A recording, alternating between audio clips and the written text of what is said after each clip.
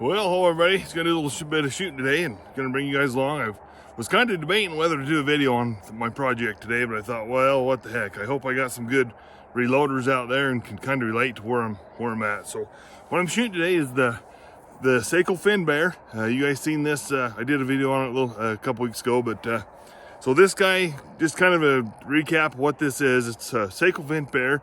It's the L61, and if I did my research correctly, this gun was made in the mid-60s, 65, somewhere in there. It's got a Weaver V8 scope on it. Very unusual scope. As you guys can see, there is no way to adjust it. You do all that through the base. So I've got it zeroed pretty good. The last time I shot this gun, I had some round nose bullets, which in today's world, round nose bullets are yesterday's news. I don't know if really anybody hunts with round nose bullets. But this gun seemed to really like him. So in the good spirit of nostalgia, the gun's a 65-ish model, 1960s technology scope, and I think in the 60s and 70s, round nose bullets were the ticket for hunting. The scope's a 2.5 to 8. It's a 300 or 400 yard gun at best. I understand that. In today's world, we shoot 1,000 yards and it's not that big of a deal. When I was a teenager and first got real interested in guns, I actually took a piece of plate, 18 by 22, and set it up at 500 yards. Good friend of mine watches the channel, Vaughn. I give a shout out to him. I never forget the day that him and I was shooting at the 500 yard target. He was shooting a 308, I was shooting my 264. Man, we thought we was John Wayne. We was hitting that 500 yard target. I don't even remember what scope I had. Maybe a 3 to 9, 4 to 12. Vaughn was shooting a 308 bolt action. Don't remember what scope he had, but I gained a lot of respect for a 308 that day. And that event happened probably 25 years ago. In today's world, with our glass, shooting 1,000 yards ain't that big of a deal. But with this gun, I decided I'm just gonna leave this gun kind of in that 60s, 70s vintage. So I'm going to spend some more time with round nose bullets today and we'll see what we got. So to the reloading side of this whole project, all the reloaders watching this video can relate that it's all about repeatability. You can go shoot a great group today, but can you repeat that? So I'll show you kind of where I'm at on this.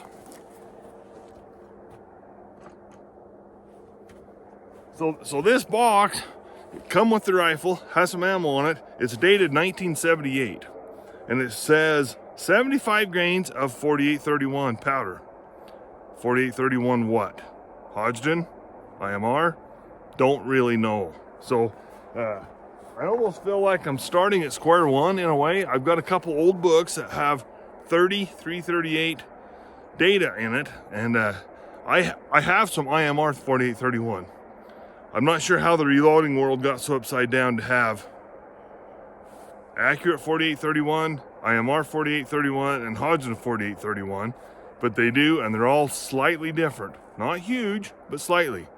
So I've got some of these round nose loads that I shot last time that shot swell, and I'm going to chronograph them. And then I've got some of my hand loads that I'm going to chronograph. So we'll see if I'm getting close on it, and then we'll shoot a couple groups with my hand loads and see what we got. I actually looked on a ballistics table, and 180 grain round nose going, we guessed it around 3,100 feet, versus 180 grain spire point going the same velocity. At 500 yards, the round nose drops 4 inches more. I was shocked at that. I honestly thought it'd be 20 inches more. I don't know. I didn't know what to expect, but I know when we looked it up, I was pretty surprised. So we're going to have some fun with this round nose deal. And like I say, we're kind of keeping this rifle in that, 60s, 70s era of bullets, scope. That's when the rifle's manufactured. Just kind of fun. And, me and my son was talking about it and where we hunt, where we've been hunting for a couple decades, up on some family property. We haven't shot a deer or an elk over 200-300 yards. I don't know if we have ever. So in all reality, this is going to be a neat hunting setup.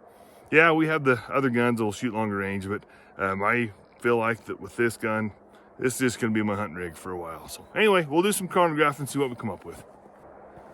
All right, guys, so the first one I'm going to shoot is the ammunition I got with the gun. And these are the ones that shot that great group last time. So this is what I'm going to be interested in. I'm hoping they're around 3,100 feet, and I'm hoping that my hand loads duplicate that. So we'll give it a shot.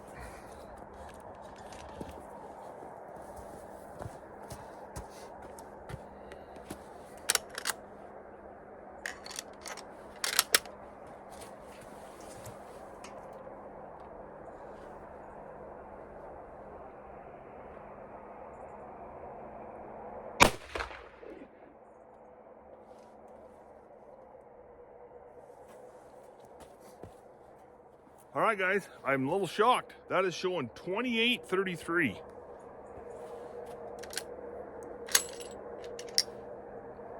No pressure signs, ejected really nice. We'll shoot one more.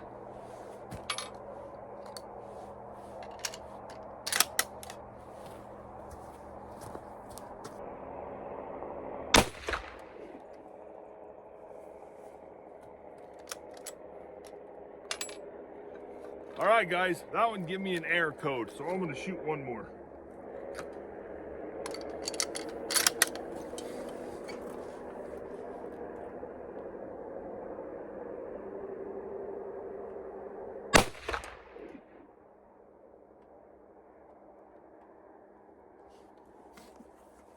I'm not sure what's going on. I got another error. I'm just gonna go turn the power off.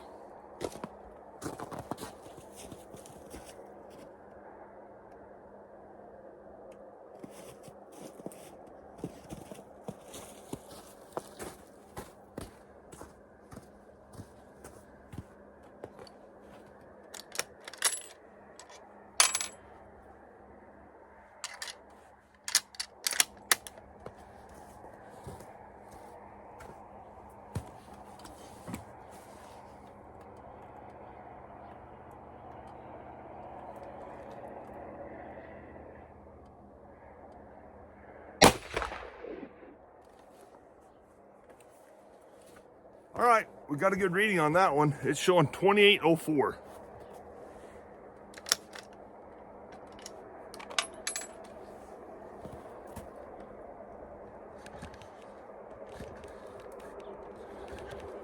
All right, so this has been pretty interesting for me. So I know that I chronographed some of these loads. So the ammo I got with the rifle had some spiral point bullets and some these round noses. I know I chronographed some of the spiral points and they were going over 3,000 feet. These round noses are going 28. The powder charge on the information I got from the owner of the rifle was the same. So very interesting. There's that much difference. We'll see what mine does.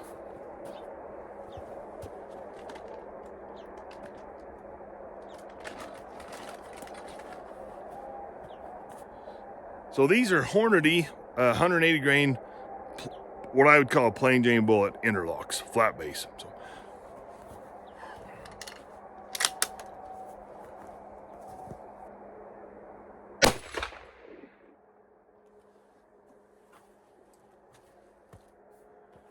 Very interesting. So that was my hand load. That was going 28-21, right in there. So if this gun shoots fantastic with this load, now you got to ask yourself.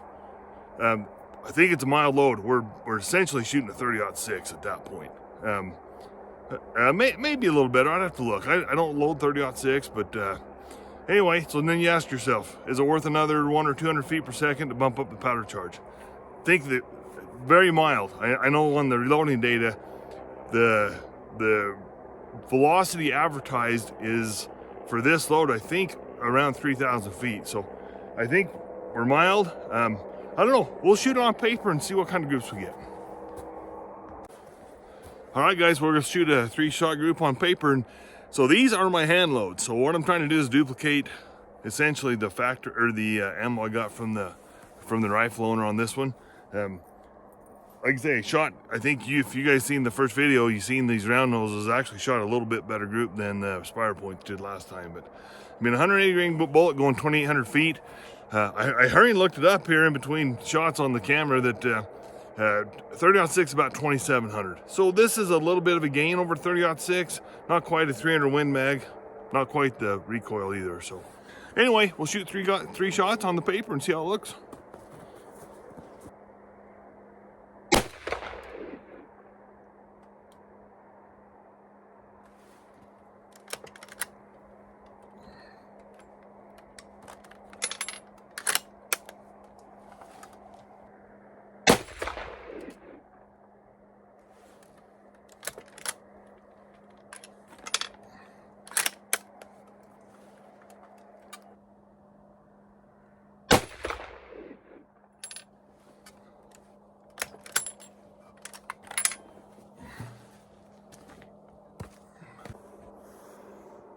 All right, we'll buzz up there and have a look. All right, guys, this is certainly not the results I had from the last time I shot the round nose bullets. 1, 2, 3. So point of impact was right here. I mean, sorry, point of aim. Sorry, point of aim. So it's shooting a couple inches high, which is okay. So that group is measuring, I don't know, 1 3/4 inches. Yeah, 1 3/4 inches, about what that is. So I'm gonna mark it with the Sharpie here.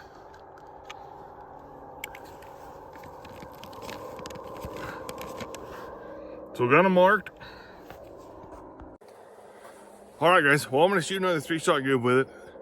I can't say that I'm not disappointed a little bit. When I shot these round noses last time, I had like a ragged hole. And of course, maybe me, you know, we all have days like that at the range, but certainly that group is not unacceptable for this rifle. If that's what it was, and that's how I decided to go along with this, shoot, I'd have a great hunting setup. Yeah, it's not a 1,000-yard gun, but that's okay. So we'll shoot one more group with it. Hopefully we can tighten those groups up just a little bit. So then I gotta decide, do I wanna go with the 180 grain spider point? I have some more of those. Or do I wanna stay with these round noses? I don't know, I can't decide yet. So anyway, we'll shoot another group.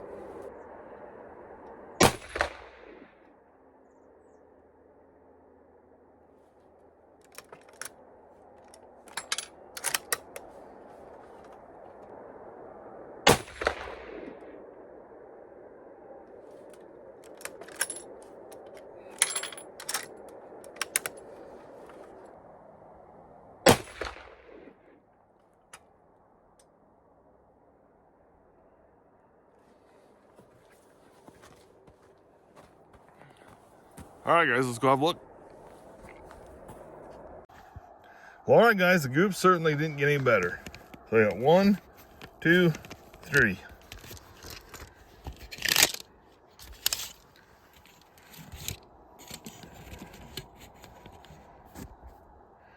So that group's about 2 inches. So I got 6 shots and 2 inches. Well, that's certainly disappointing. The gun's capable of better accuracy than that. I'm gonna shoot one more group. I've got about 15 or 20 shells of the ammo that I got from the owner of the gun, and I'm gonna, with round nose bullets, and see if they shoot any better. And if that's the case, probably what he's using is Hodgdon 4831, and I'm using IMR. You wouldn't think it'd make a difference, would you? But it certainly does. We've all been through that it doesn't make a bit of sense that you can chronograph them. They're the same velocity, same everything, 2 different powders, and one will shoot a little better than the other one. So I'm gonna shoot one more 3-shot group today, and then we'll figure out what we're gonna do. Sun's starting to go down. Amazing. I mean, how cold it gets. You know, from just an hour ago, I can feel it cooling off. So I'm gonna shoot one more 3-shot group. This is the 180 grain round nose bullets. That's the original ammunition I got from the original owner of the gun. We'll see how they shoot, and then we'll figure out. I know I've got some Sierra 180 grain, and these bullets are old. I mean, the guy gave me all the stuff with it. I mean, the box that I have to chuckle at the prices. So there's a box of Sierra 180 grain. They're just a flat base, you know, exposed lead tip bullet. The price on it was like $4.39. So we know how old it is. Some of the dates on the boxes and the literature they gave me is in the 70s. So this stuff's been around a long time. But anyway, we'll make another 3-shot group and see what we can get.